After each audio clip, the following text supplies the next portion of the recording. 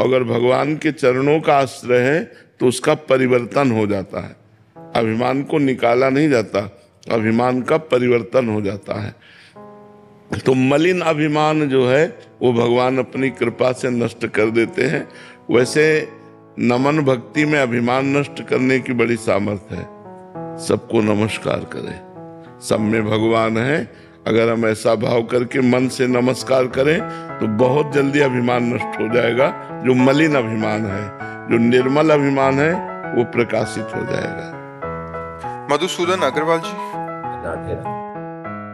अर्पण करना ये सब एक ही बात है, क्योंकि शरणागति में भी तन वांग मनोभीर अमलेशु हम तो आश्रिता, और समर्पण में भी यही बात है, प्रपत्ति में यही बात है, प्रणति में भी यही बात है, आश्रय में भी यही बात है, अवलंबन में भी यही बात है। तो ये शास्त्रीय शब्द हैं, अवलंबन, आश्रय, प्रणति, शरणागति, बकाया सबका लगभग एक ही बात है कि मन, तन, वाणी और स्वयं से भगवान के चरणों का समर्पण, भगवान के चरणों का आश्रय, भगवान के चरणों का अवलंबन, भगवान के चरणों की प्रपत्ति, भगवान के चरणों की प्रणति, ये सब शास्त्रीय शब्द हैं। उनका अर्थ भाव एक ही सबका है कि तन से, मन से, वाणी से और स्वयं से भगवान को समर्पित हो जाना। तो ये मन प्रकृति की तरफ ही आकर्षित होता है। तो प्रकृति में कुछ सत्य नहीं है,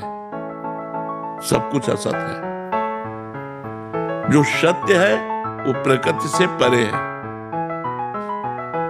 जो कुछ आप देख रहे हो, गो गोचर जहां लगु मन जाई, सो सब माया जानो भाई। उमा कहूं मैं अनुभव अपना, सत हरि भजन जगत सब सपना। जैसे स्वप्न झूठा, ऐसे जगत झूठा। तो असद और असद वासनाएं एकत्रित होती गई, जिन्हें शुभ और अशुभ कहते हैं। वही कर्म बनते हैं, पाप और पुण्य, और उन्हीं के द्वारा हमारे शरीरों की रचना होती रहती है और हमारा जन्म मरण होता रहता है।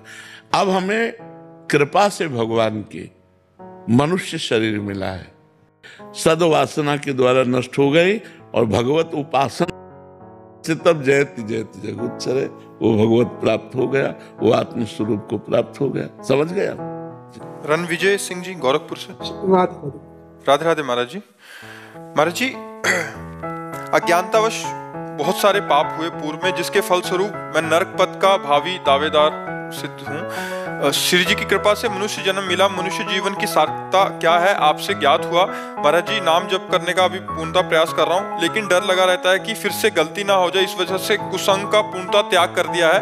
अब आप एक लोकते मित्र हैं जो जीवन का मार्गदर्शन कर रहे हैं। महाराज जी, ऐसा क्या उपाय करूँ जिससे आपकी चाह में मेरी चाह हो जाए और आपके विपरीत कोई भी कार्य ना हो? राधा राधा राधा राधा राधा, इसी का चिंतन करो, इसी का जप करो, इसी का अंदर से श्रवण करो, इसी का कीर्तन करो, इसी को जीवन बना लो, फिर आप देख लोगे, खुद आप देख लेना।